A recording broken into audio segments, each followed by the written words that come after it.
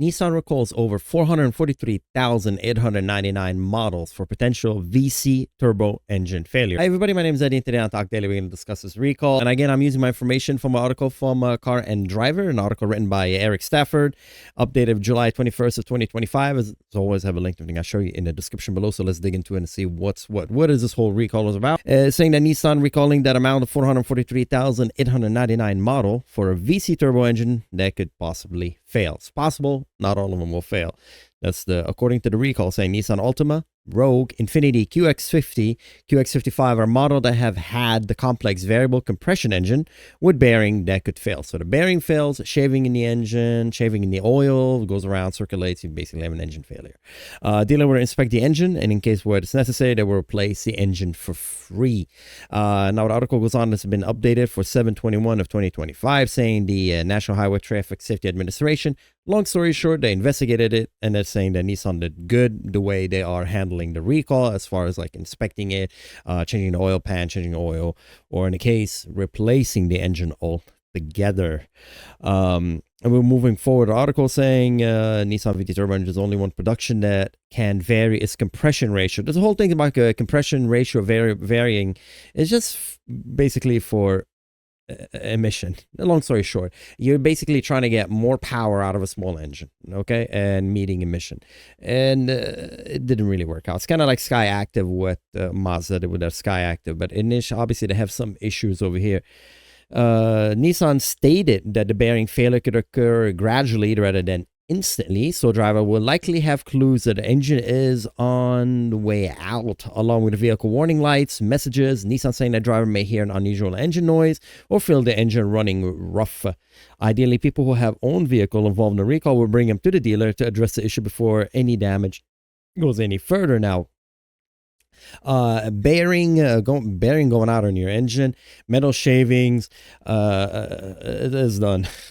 I mean, I rebuild my engines, and when you have metal shavings in your engine, I mean, this is a lot of work. You got to take off everything. You're probably going to bore and stroke and do all that kind of things. It's a lot of work. So what Nissan is doing, replacing the whole engine, that's the way to go. I don't think it's salvageable at that point. And why would you if you have a warranty on it? So, okay, moving on. This is National Highway Transportation. That's the recall.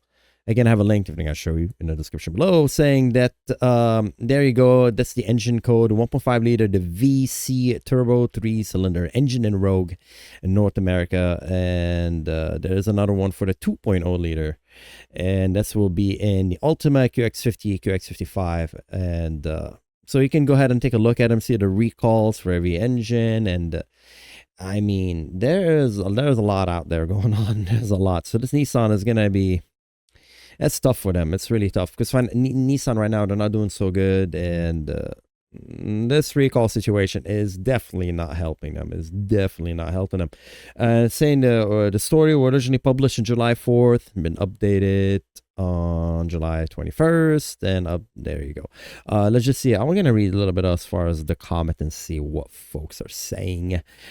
This has been in 8 weeks ago, and saying, anyone surprised by this? When I first started reading about a variable compression engine, I'd raised the red flag. It seems like a huge amount of complexity for marginal benefit. And this is from Single Track, he's saying, just think if Nissan had invested more into hybrid technology to have the MPG yada yada, and this could be a final straw that breaks Nissan's back. Okay, interesting. JDM 48 also saying, for all that was promised by VC Turbo, the cars had an average fuel economy, average power, and mediocre reliability. Oof. Yeah, there's a lot of bashing, unfortunately. I'm not going to read all of them, but it's just kind of interesting to get the scheme of things, what people are thinking. So sad, back in early 90s, I switched my buying habit from Honda to Nissan because to me, they provided a quieter, more refined experience. Are you sure? That's I'm sorry, I'm laughing because I had Nissans. I love Nissan. I have my 240SX, my 200Z. Still have them, but no. There's nothing compared to a Honda, man. Hondas are a lot. I don't know. I think the B series Hondas are fantastic. So early 90s, that's when I had the dude. Really, Ultimas and I had a Sentra. No, man. I had the Sentras, and I mean, unless you're talking about the SR engine, but Those are the golden days, man. The 90s were the golden days. SR20s, a B series engine. Anyway, but saying with no fall in quality, reliability, performance, yeah, because they had money. This is the bubbles in Japan. It was still leftover bubble. Moving off to Mazda in the late 90s because Nissan got too big. And since then, long, steady fall. What a shame. Nah, I think Nissan situation was basically had management. They had a guy who just came in and were restructuring Nissan, and then when he left, it was like really a downfall of it. You can Google it. The whole what was his name? I forgot his name, but he's a guy who basically was in charge of making the R35.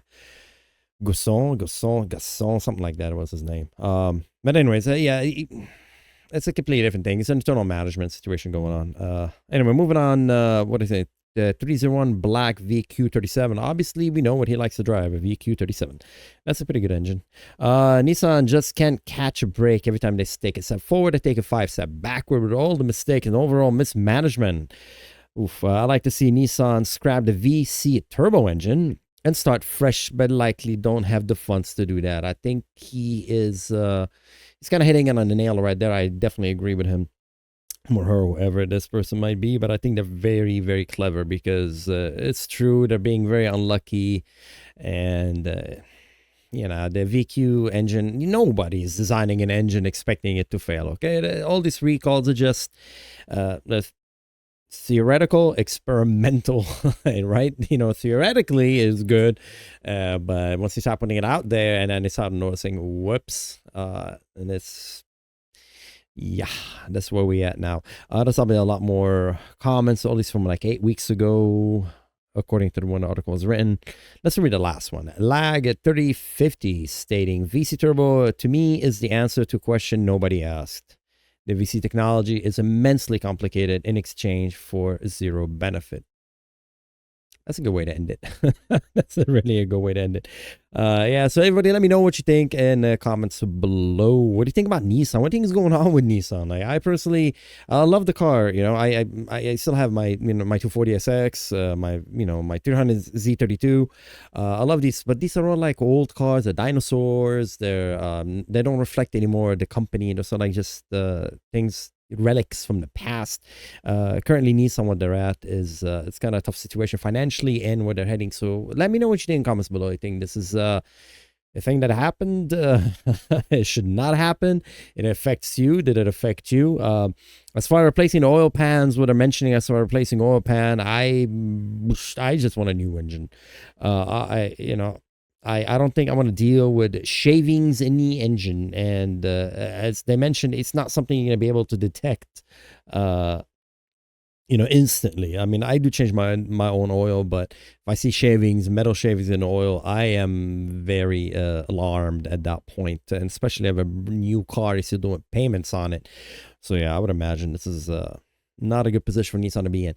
And as always, thank you everybody for liking, subscribing. I pay attention to everybody, so I'm very grateful for everybody who likes and subscribes, and I read all your comments. So whatever you guys say to make the channel better, I appreciate it. Again, I'm not sponsored by Car and Driver. I'm just a car guy. I just like talking about cars, and I get my articles, and I try to tell you how it is, what it is. So hopefully that kind of gives you whatever my knowledge is, trying to give it, and hopefully that helps whoever out there. So anyways, as always, I've been blabbing off for a minute now. Take care, everybody, and I'll see you next time. Bye-bye.